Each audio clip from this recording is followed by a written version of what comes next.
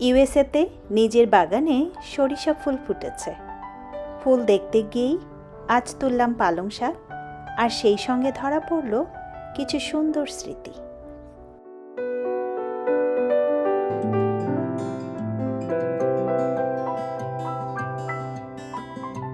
কেমন আছেন সবাই? আশা করি যেখান থেকেই আমার আজকের এই পর্বটি দেখছেন সবাই অনেক ভালো এবং সুস্থ আছেন। আমি নাহিদ, ইউএসএ বাংলাদেশি লাইফস্টাইল থেকে আপনাদের সবাইকে স্বাগত জানিয়ে শুরু করছি আজকের পর্ব। অফিসের কাজ শেষ করেই চলে এলাম বাগানে। এখন এটা যেন আমার প্রতিদিনের রুটিনেরই একটা অংশ হয়ে গেছে। এই যে পালং শাকগুলো অনেক দিন ধরেই ভাবছিলাম তুলব, কিন্তু আর তোলা হচ্ছিল না। আজ তাই বাগানে পানি দেওয়ার আগেই শাকগুলো তুলে নিলাম। আমি যখন বীজ ছিটাই তখন তো আর সব জায়গায় সমানভাবে পড়ে না, কোথাও একটু বেশি ঘন হয়ে যায়, আবার কোথাও ফাঁকা থেকে যায়। তাই এই যে কোথাও বেশি পড়ে গেছে, কোথাও আবার অনেকটাই ফাঁকা রয়ে গেছে। সাথে কয়েকটা ধনেপাতাও তুলে নিলাম, সেগুলোও বেশ ঘন হয়ে উঠেছিল। কিছু তুলে দিলে গাছগুলো আরও জায়গা পাবে আর আরও সুন্দরভাবে বেড়ে উঠতে পারবে। পালং শাক আর ধনেপাতার পাশেই কয়েকটা সরিষার বীজ ছিটিয়ে দিয়েছিলাম, শুধু সরিষা ফুল দেখব বলে। দেশের সেই হলুদ সরিষা ফুলের সৌন্দর্য আমি ভীষণ মিস করি। জানেন, গ্রামে গেলেই সরিষার ক্ষেত দেখার লোভ সামলাতে পারতাম না, আর ছবি তোলা সে তো ছিলই। সেই স্মৃতিগুলো আজও মনকে টানে। সরিষা ফুল দেখার ইচ্ছা থেকেই বীজগুলো ছিটিয়েছিলাম ঠিকই, তবে এরই মধ্যে একবার সরিষার শাকও খাওয়া হয়ে গেছে। আজও কয়েকটা কচি পাতা তুলে নিচ্ছি। ভাবছি পাতাগুলো পাটায় বেটে মজার একটা সরিষা পাতার ভর্তা বানাবো।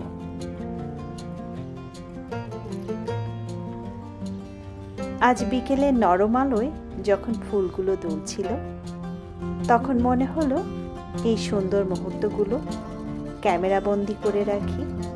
সময় তো চলে যায়, কিন্তু ছবিগুলো স্মৃতি হয়ে থেকে যায়।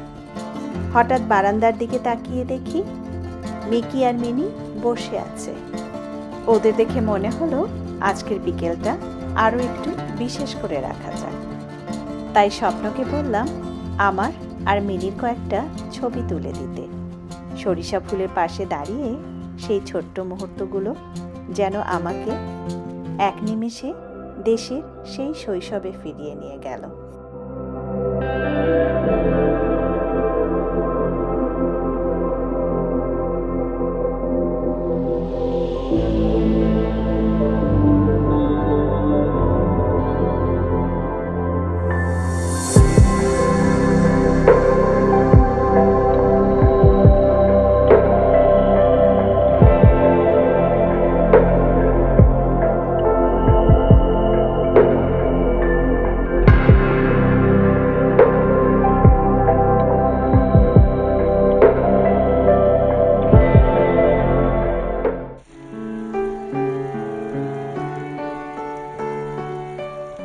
এত দূরে থেকেও কখনো কখনো এমন কিছু মুহূর্ত আসে যখন মনে হয় দেশটা আসলে খুব দূরে নেই, ঠিক হৃদয়ের কাছেই আছে। শাক তোলা আর ছবি তোলা শেষ করে বাগানের গাছগুলোতে এখন পানি দিয়ে দিচ্ছি।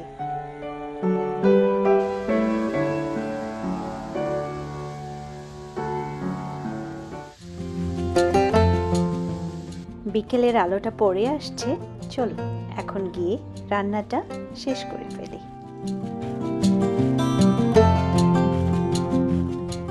শাকগুলোকে খুব ভালো করে ধুয়ে এই যে কেটে নিচ্ছি। নিজের বাগানের তাজা শাকের আলাদা একটা সৌন্দর্য আছে।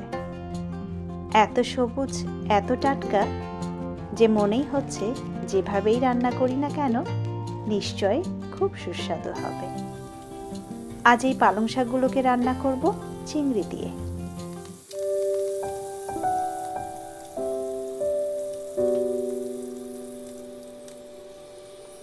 এরই মধ্যে আপনাদের অনেকেই হয়তো লক্ষ্য করেছেন এই সপ্তাহে আমার ভিডিও দিতে একটু দেরি হয়ে গেছে। আসলে কয়েকদিন ধরে আমি কাঁধ ও ঘাড়ের ব্যথায় বেশ ভুগছিলাম। ব্যথার কারণে দীর্ঘ সময় বসে থাকা বা ভিডিও এডিটিং করা খুবই অস্বস্তিকর হয়ে উঠেছিল। তাই শরীরকে একটু বিশ্রাম দেওয়াটাই যেন প্রয়োজন ছিল।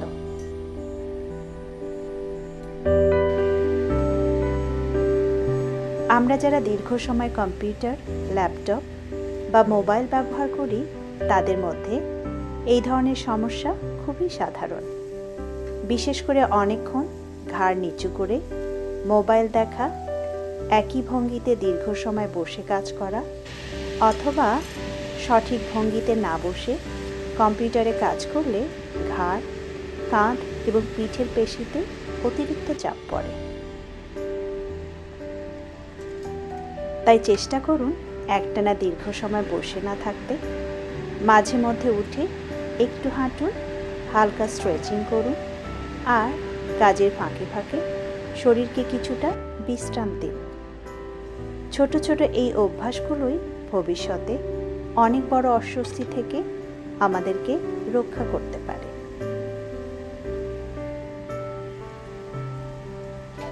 আমি যখন কাজ করতে বসি অনেক সময় ভাবি আর 5 মিনিট কাজ করেই উঠি, কিন্তু সেই 5 মিনিট কখন যে আধা ঘন্টা বা 1 ঘন্টা হয়ে যায় টেরই পাওয়া যায় না।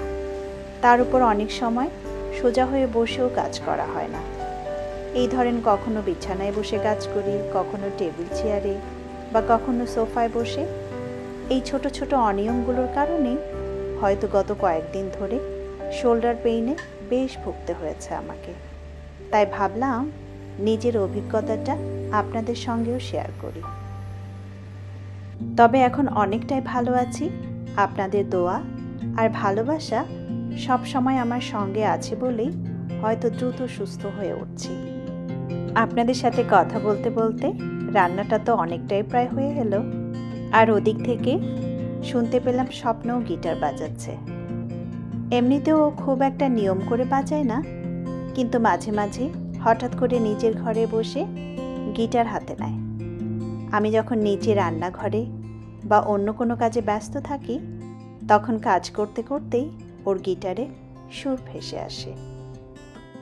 দিনের শেষে এই ছোট ছোট মুহূর্তগুলোই যেন মনটাকে অনেকটা ভালো করে দেয়।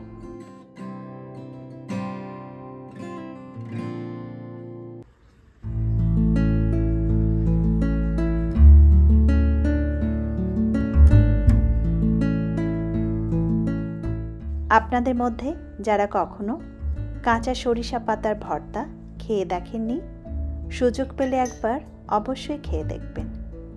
সত্যি বলতে এর স্বাদ অসাধারণ। সরিষা পাতার হালকা ঝাঁঝ, কাঁচামরিচের ঝাল আর রসুনের ঘ্রাণ সব মিলিয়ে একেবারে অন্যরকম একটা স্বাদ তৈরি হয়। আর ভর্তাটা বাটা হয়ে গেলে যদি শেষে সামান্য কাঁচা সরিষার তেল মিশিয়ে নেওয়া যায় তাহলে তো কথাই নেই, যেন ভর্তার প্রাণটাই ফিরে আসে। সেই পরিচিত ঘ্রাণে মুহূর্তেই গ্রামের রান্নাঘর, মাটির চুলা আর ধোঁয়া ওঠা গরম ভাতের কথা মনে পড়ে যায়।